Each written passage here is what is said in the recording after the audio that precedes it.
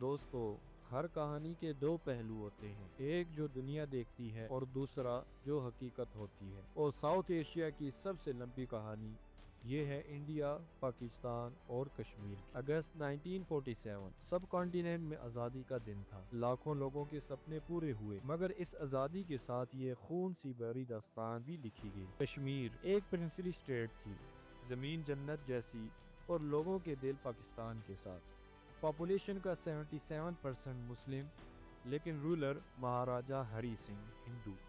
جب برٹش نے partition announce کی تو رول سمپل تھا، ہر اسٹیٹ ڈیسائیڈ کرے گی انڈیا کے ساتھ یا پاکستان کے ساتھ۔ لیکن ہری سنگھ نے ڈیسائیڈ نہیں کیا، وہ چاہ رہا تھا کہ انڈیپینڈنٹ رہے، نہ پاکستان نہ انڈیا۔ پاکستان کا سٹانس کلیئر تھا، کشمیر کی جیوگرافی، ٹریڈ روٹس، ندیاں سب پاکستان سے جڑی ہوئی تھی، لوگ بھی مسلمان تھے، تو نیچرلی یہ پاکستان کا حصہ بنتا۔ لیکن انڈیا چپ نہیں تھا، دلی کی کوریڈور میں پلاننگ چل رہی تھی۔ اکتوبر 1947 کشمیر میں لوگوں کا صبر ٹوٹ گیا، پونچھ اور بارامولہ کے علاقوں میں بغاوت پھوٹ گئی۔ مہاراجہ کی فورسز نے کریک ڈاؤن سٹارٹ کیا، ہنڈریڈز مارے گئے اور لوگ پاکستان کی طرف بھاگنے لگے۔ یہ خبر ٹرائبل علاقوں تک پہنچ گئی اور پھر ہسٹری بدل گئی۔ NWFP کے لشکر، پٹھان ٹرائبل، انہوں نے ڈیسائیڈ کیا کہ وہ اپنے کشمیری بھائیوں کی مدد کریں گے۔ یہ لشکر کشمیر کی طرف نکل گیا۔ مہاراجہ ہری سنگھ پینک میں آ گیا، اس نے دلی کو ہیلپ کے لیے کال کی،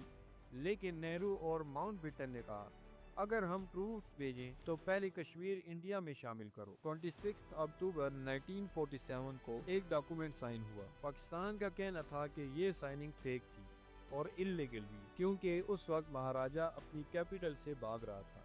لیکن انڈیا نے فوراً اپنے ٹروپس بھیج دیے اور within hours Srinagar airport پر ان کا کنٹرول ہو گیا۔ یہاں سے شروع ہوئی پہلی انڈیا پاکستان وار۔ پاکستان کے ٹرائبز مین اور والنٹیئرز نے تیز ایڈوانس کیا۔ مظفر آباد، بارامولہ اور parts of western Kashmir Azad Jammu and Kashmir. Indian army نے سری نگر ڈیفینڈ کیا اور دونوں طرف ہیوی فائٹنگ چلی، سنو، ماؤنٹینز، برف اور گولیاں۔ یہ جنگ صرف زمین کے لیے نہیں تھی، یہ ایک آئیڈیالوجی کے لیے۔ UN نے انٹروین کیا اور جنوری 1949 میں سیز فائر اناؤنس ہوا۔ سیز فائر لائن دو حصوں میں کشمیر کو ڈیوائیڈ کرتی تھی، Indian occupied Jammu and Kashmir, Pakistani control Azad Kashmir and Gilgit Baltistan. 1 January 1949 UN نے ریزولوشن 47 پاس کیا، کہا گیا کشمیر کا مستقبل پلیبیسائٹ سے ڈیسائیڈ ہوگا، یہاں لوگ خود ووٹنگ کریں گے، پاکستان یا انڈیا۔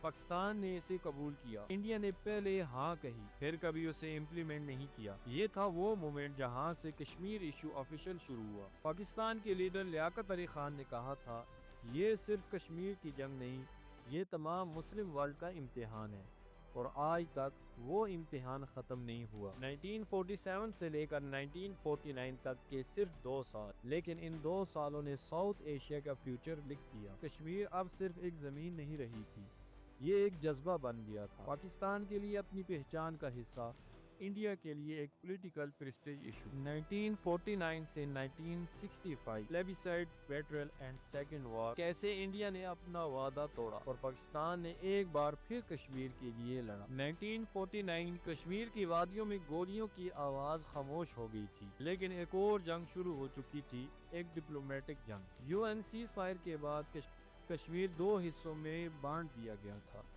ایک حصہ پاکستان کے پاس آزاد جموں اینڈ کشمیر اور دوسرا انڈیا کے کنٹرول میں جموں اینڈ کشمیر۔ مگر دوستو، اس سیز فائر کے ساتھ ہی ایک وعدہ بھی ہوا تھا، کشمیر کے لوگ خود ڈیسائیڈ کریں گے کہ وہ کس کے ساتھ رہنا چاہتے ہیں۔ یہ وعدہ تھا پلیبیسائٹ، لیکن یہ وعدہ کبھی پورا نہیں ہوا۔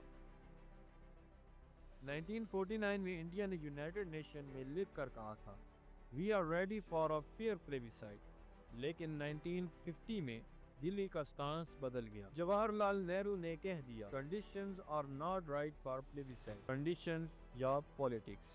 اس وقت تک انڈیا نے کشمیر میں اپنا پولیٹیکل سیٹ اپ اسٹیبلش کر لیا تھا۔ آرٹیکل 370 کے ذریعے کشمیر کو اسپیشل اسٹیٹس دے دیا گیا، جو کہ ایک ٹیمپرری کلاس تھی، لیکن اس کا رزلٹ یہ ہوا کہ انڈیا نے پریکٹیکلی کشمیر کو اپنے کنٹرول میں لے لیا۔ پاکستان نے پروٹیسٹ کیا، یو این میں آواز اٹھی، لیکن دنیا تب کولڈ وار میں مصروف۔ امریکہ اور رشیا دونوں اپنے بلاکس بنانے میں بیزی۔ کشمیر ایک فارگیٹن ہیڈ لائن بن گیا۔ اس دوران پاکستان میں نئے لیڈر ابھر کر سامنے آئے، لیاقت علی خان، پھر جنرل ایوب خان۔ پاکستان نے اپنی اکانومی اور ملٹری دونوں کو مضبوط کرنا سٹارٹ کیا۔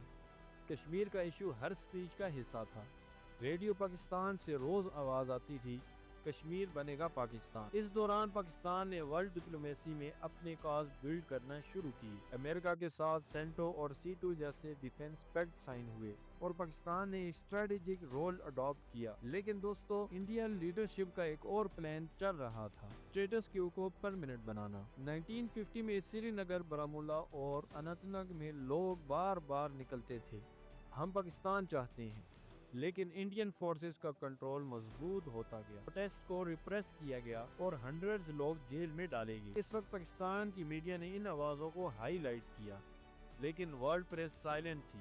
کشمیر کے لوگ تنہا محسوس کر رہے تھے، لیکن ان کا جذبہ اب بھی زندہ تھا۔ 1965 پاکستان نے ڈیسائیڈ کیا کہ اب ڈپلومیٹک سٹیٹمنٹس کا وقت ختم ہو گیا ہے، اب ایکشن کا وقت تھا۔ آپریشن گبرالٹر، کشمیر کے اندر ریزسٹنس کو سپورٹ کرنا تاکہ لوگ اپریسنگ کریں اگینسٹ انڈین آکوپیشن، لیکن انڈیا نے اسے پاکستانی انفلٹریشن کہہ کر فل سکیل رسپانس دیا اور پھر جنگ شروع ہو گئی۔ ستمبر 1965 انڈین فورسز نے لاہور پر اٹیک کیا، لیکن دوستو، پاکستان نے جس بے مثال ہمت سے اپنے ملک کو ڈیفینڈ کیا وہ تاریخ کا حصہ بن گیا۔ میجر عزیز بٹی شہید نے اپنی جان قربان کر دی اور چوندہ کا میدان دنیا کی سب سے بڑی ٹینک بیٹل کا وٹنس بنا۔